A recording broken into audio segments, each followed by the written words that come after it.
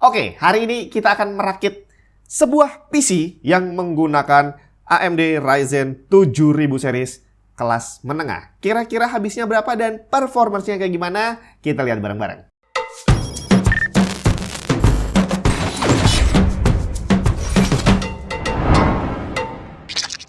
Windows kamu masih bajakan? Ganti original, malulah. Karena sekarang kamu udah bisa beli lisensi Windows original pakai GoPay dan OVO di cdkeysales.com. Tinggal klik link di bawah, masukin keranjang, tulis kode voucher TNT untuk dapat diskon tambahan, check out dan pilih metode pembayarannya. Kalau udah selesai, kamu akan dapat lisensi Windows original yang bisa langsung dipakai untuk mengaktifasi Windows kamu. Bukan cuma Windows, di cdkeysales.com kamu juga bisa beli software dan game original. Link lengkap ada di deskripsi. Saya mulai dulu ya, satu-satu part yang saya gunakan. Yang pasti dari prosesornya adalah Ryzen 5 7600X. Kemudian ini akan dipasangkan dengan motherboard Asus TUF Gaming B650M Plus Wi-Fi. Ini udah sempat saya bahas di beberapa video sebelumnya. Dan ceritanya ini adalah motherboard B650 pertama di Indonesia. Jadi kalau kamu mau ngerakit Ryzen 7000 sekarang, pilihan kamu paling banyak adalah X670, di mana harganya ya udah pasti mahal banget. Jadi kalau pengen ngerakit yang kelas menengah, yang budgetnya agak bisa sedikit dimiringin gitu ya, mau nggak mau ya udah cari Ryzen 5, pasangannya adalah B650. Terus kita lihat part yang lain yang di depan mata dulu ya. Ini SSD-nya saya ambil dari Crucial P5 Plus. Ini 1 TB PCI Express 4 NVMe pastinya generasi keempat. Dan ini adalah produk fresh. Jadi brand Crucial ini secara resmi untuk SSD-nya baru aja masuk ke Indonesia. Jadi kita nanti akan sekalian tes gimana performance-nya. Kemudian untuk RAM-nya, itu kamu lihat di bawah ada Corsair apa itu? Vengeance RGB DDR5 32 GB. Ya, dan DDR5. Harus kamu ingat kalau mau ngerakit Ryzen 7000 nggak bisa pakai DDR4. Kemudian untuk power supply kita pakai Corsair RM750E. Ini adalah seri RM terbaru dari Corsair. Nanti saya akan bahas lebih banyak tentang power supply ini di video yang terpisah pastinya. Kemudian untuk GPU-nya saya pakai dari Asus ROG Strix RTX 3060 Ti. Dan untuk casing dan coolernya ini saya pakai tema putih dari NZXT, di mana casingnya adalah NZXT H7 Elite dan untuk coolernya pakai NZXT Kraken X53 RGB. Jadi untuk coolernya ini saya emang pilih yang bukan yang pakai LED ada displaynya bisa diganti-ganti animasinya gitu ya. Ini adalah versi NZXT yang klasik. Di mana zaman dulu waktu NZXT pertama kali ngeluarin model kayak gini saya udah langsung jatuh cinta. Dan sampai hari ini saya masih menganggap desain ini desain yang keren banget gitu ya. Dan sekalian kita mau nunjukin bahwa untuk cooler kayak gini sebenarnya sih update yang terbaru dalam bentuk displaynya itu tidak terlalu berpengaruh terhadap performance. Nanti kita tes bareng-bareng gimana performance semua part ini. Jadi langsung aja.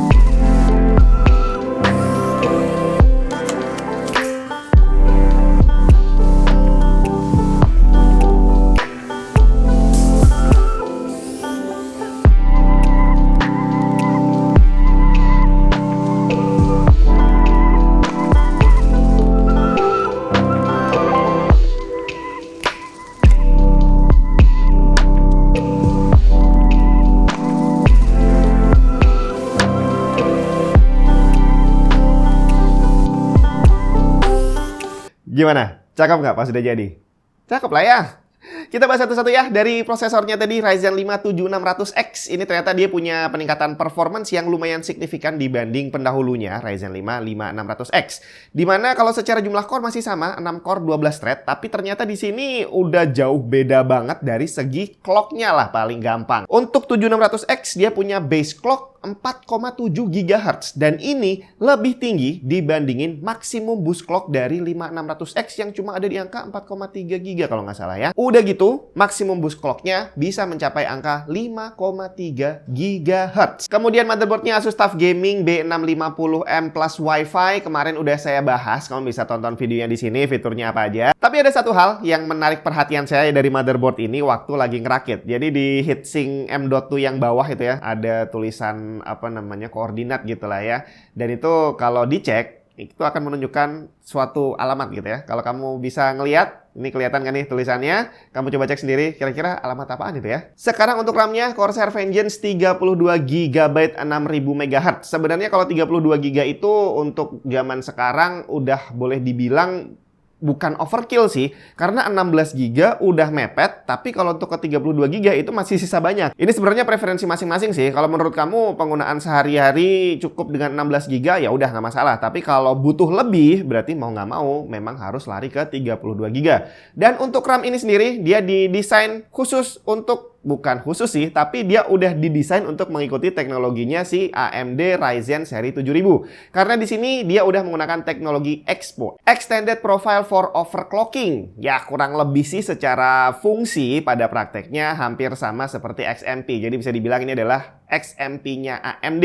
Cara pakainya juga hampir sama dengan XMP. Kamu tinggal aktifin aja di BIOS, langsung nyalain EXPO Profile 1 atau EXPO Profile 2 dan nanti dia akan otomatis mengoverclock dirinya sendiri. Sekarang untuk SSD-nya. Di motherboard tertulis dia mensupport NVMe sampai generasi ke-5. Padahal generasi 5 belum ada, Bre. Jadi ya sudahlah, kita pakai generasi 4 aja.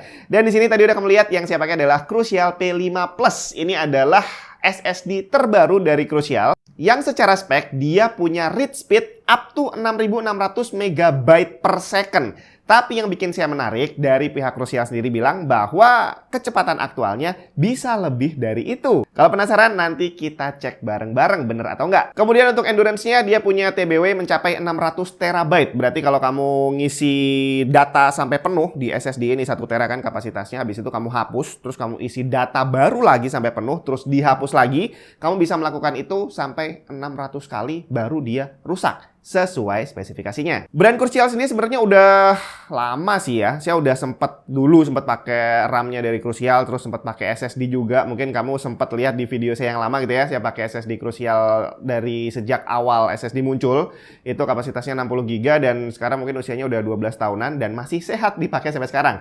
Cuma baru terakhir-terakhir ini aja Crucial masuk secara resmi dengan distributor Astrindo Starvision di Indonesia. Jadi sebelumnya nggak ada distributor resminya kali ya. Jadi sekarang kalau kamu mau beli, tenang Bre. Dan SSD ini dia punya garansi resmi 5 tahun. Kemudian power supply-nya di sini Corsair RM750E. Ini adalah seri RM terbaru dari Corsair. Kalau kamu merhatikan, Corsair itu punya banyak tipe gitu ya, dan seri RM ini termasuk yang seri menengah ke atas. Untuk kapasitas 750 watt buat saya saat ini udah bukan sesuatu yang wah lagi. Karena kalau kita lihat CPU dan GPU generasi terbaru yang sudah dirilis, itu konsumsi daya listriknya semakin boros. Bahkan RTX 4090 itu 450 watt kalau nggak salah. Itu baru GPU doang, belum yang lainnya. Jadi buat kamu yang berencana untuk merakit PC yang agak bagusan gitu ya di beberapa tahun ke depan atau sekarang udah pengen ngerakit yang bagus, sekalian aja beli power supply yang kapasitasnya besar. Karena power supply ini adalah menurut saya termasuk salah satu hardware yang beneran future proof. GPU, CPU nggak ada yang future proof deh. Begitu tahun depan keluar generasi terbaru, teknologi yang sekarang udah ketinggalan. Tapi kalau power supply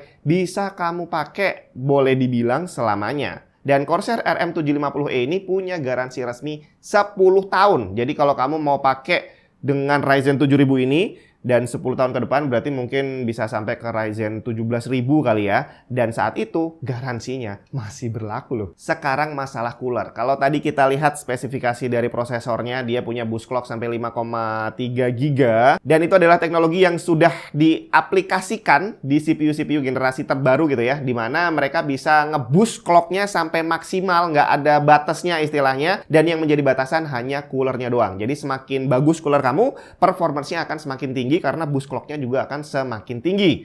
Makanya untuk cooler, kamu juga nggak boleh pilih sembarangan. Apalagi Ryzen 5 yang dulunya masih dapat cooler bawaan, sekarang udah nggak lagi. Artinya untuk bisa memanfaatkan CPU-nya sampai 100%, kamu harus pakai cooler yang bagus. Di sini saya pilih NZXT Kraken X53. Ini bukan generasi yang terbaru sih. Ini sekalian untuk membuktikan bahwa kalau cooler itu sebenarnya termasuk future proof juga. Karena kalau kamu mau beli yang bagus, mau dipakai untuk beberapa generasi CPU, masih tetap bagus aja. Dan X53 ini, dia LED-nya belum yang pakai model animasi gitu ya. Jadi masih yang pakai LED biasa. Tapi ini termasuk desain yang bagus banget. Karena zaman dulu nih, saya ingat banget waktu pertama kali beli NZXT, itu belum banyak pabrikan yang bikin liquid cooler. Dan lebih sedikit lagi, yang bikin ada display warna-warninya. Biasanya LED-nya ya cuma lampu-lampu doang lah ya. Nah, si NZXT udah bisa bikin desain kayak gini.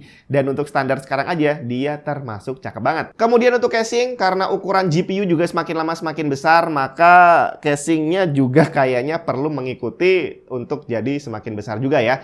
Dan di sini saya pakai NZXT H7 Elite. Kalau H7 sendiri sebenarnya ada 3 varian, ada H7 yang biasa, ada H7 yang Flow, ada yang Elite. Yang Elite ini yang depannya kaca kayak gini nih. Dan ini dia adalah casing mid tower, di mana dia bisa muat radiator 360 mili di bagian depan dan juga di bagian atas. Dan kalau kamu lihat, ini di bagian depan nggak saya pasangin radiator, tapi di sini terpasang kipas 14 cm, 3 biji, gede banget nggak tuh? Terus lagi, dia di sini untuk side panel dan juga panel atas ini dia nggak pakai baut. Jadi kalau mau ngelepas tinggal ditarik doang, dia udah langsung lepas. Terus ruang di dalamnya juga lega banget. Bahkan kalau biasanya kita pasang radiator di bagian atas atau pasang kipas, itu kan suka mentok di motherboard atau kadang suka mentok di kabel-kabel yang akhirnya nyangkut di kipasnya. Di sini enggak, bre. Jadi jarak antara motherboard dan juga si radiator yang terpasang di sini lumayan jauh. Jadi ruangannya benar-benar lega. Kemudian di bagian samping kirinya itu kita udah dikasih tempat untuk cable management. Jadi ada tempat buat nyantolin kabel, termasuk udah ada velcro untuk nyikat kabelnya. Udah bawaan dari casingnya, jadi kita nggak perlu beli terpisah. Dan terakhir GPU-nya Asus ROG Strix RTX 3060 Ti. Ini juga kelas menengah karena belum ada 4060 yang saya pegang di sini ya. Dan ini nggak usah dibahas lebih lanjut karena zaman dulu dia pertama kali rilis udah sering dibahas. Ini buat pelengkap aja untuk ngelengkapin PC rakitan Ryzen 5 7600X ini. Dan kita lihat dulu total biaya yang diperlukan untuk rakit ini adalah segini, bre. Gila banget ya. Duit segitu cuma bisa dapat PC kelas menengah. Tapi nggak masalah, kita lihat langsung aja sedikit tes performance dari PC ini. Kita mulai dari Blender. Di sini tercatat Ryzen 5 7600X berhasil mencatat waktu 171 detik aja. Dan ini berarti dia meningkat sekitar 25% lebih cepat dibandingin Ryzen 5 5600X. Dan dia juga sedikit lebih kencang dibandingin Ryzen 7 5800X 3D.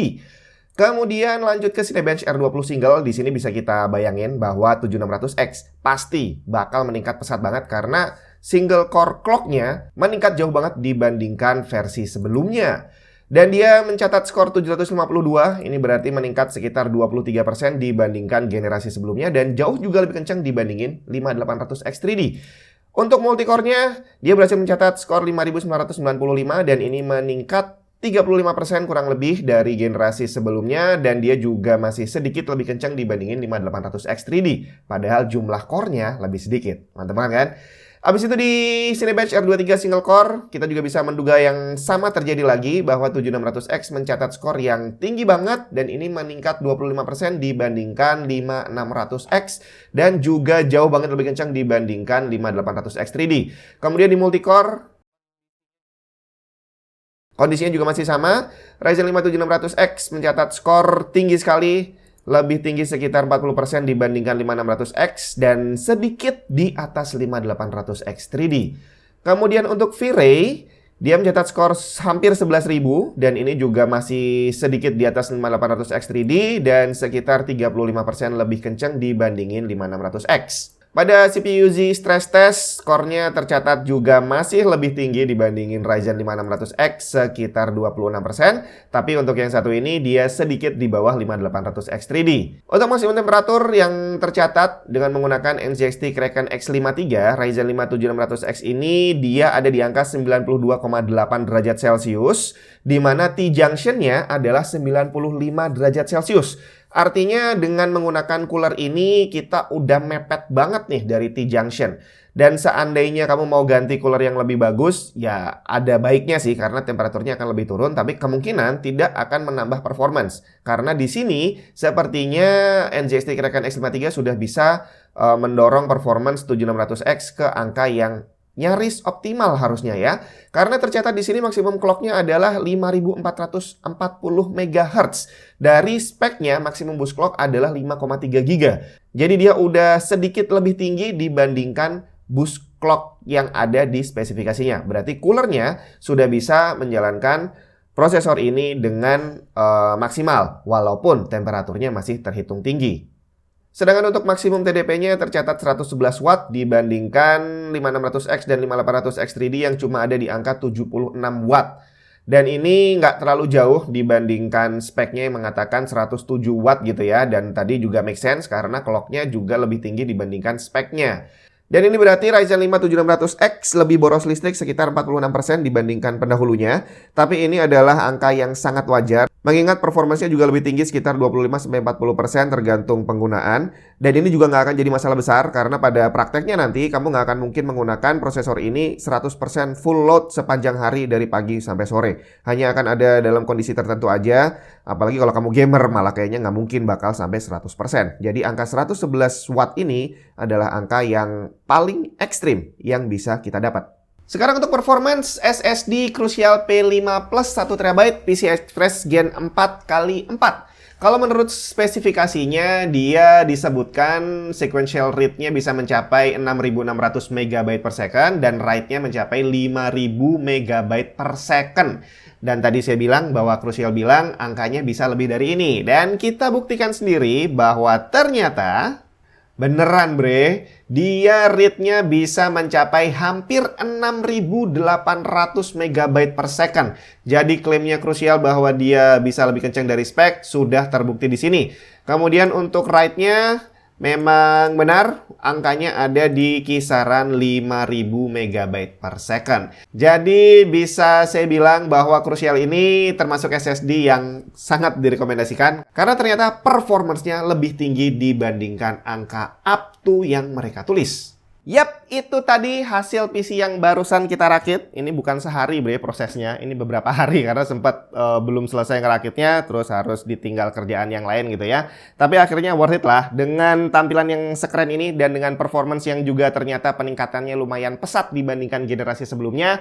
Yah, bisa dibilang puas-puas aja sih ya. Tapi dengan budget yang tadi, sebenarnya kita masih bisa menekan sedikit lagi untuk lebih menghemat biaya tanpa harus mengorbankan performance terlalu banyak. Dari yang pertama tadi masalah RAM udah sempat saya bahas di awal gitu ya, bahwa kalau 32GB terlalu overkill, kamu bisa pakai yang seri 16GB aja. Kemudian untuk casingnya juga sama. Kalau menurut kamu casingnya terlalu besar atau terlalu mewah, mungkin kamu bisa pilih yang lebih kecil lagi atau yang lebih minimalis lagi, itu juga bisa. Kemudian apalagi masalah cooler. Cooler juga kalau kamu nggak suka dengan liquid cooler yang seperti ini, kamu juga bisa ganti dengan air cooler. Tapi jangan beli air cooler yang murahan. Beli air cooler yang bagus juga. Tapi berarti harganya juga lumayan mahal. Jadi kalau itu tadi udah kita kurang-kurangin, ya mungkin masih bisa turun beberapa juta lagi lah ya. Tapi perlu saya ingatin juga bahwa part-part yang future proof tadi, kayak misalkan apa tadi, power supply, terus cooler, terus termasuk casing, itu sebenarnya kamu beli yang bagus sekalian juga nggak masalah. Karena nggak setiap tahun keluar generasi terbaru, dan seandainya pun keluar yang baru, kita nggak perlu upgrade juga nggak masalah. Karena seri lama pun kalau memang bagus, mau dipakai bertahun-tahun juga masih tetap bagus. Karena di kantor ini juga banyak sih beberapa casing, terus cooler dan juga power supply yang udah dipakai dari bergenerasi-generasi yang lalu dan sampai sekarang masih sehat-sehat aja. Kalau kamu tertarik untuk rakit PC yang sama atau mungkin ngambil beberapa part aja, kamu bisa cek langsung aja linknya ada di bawah.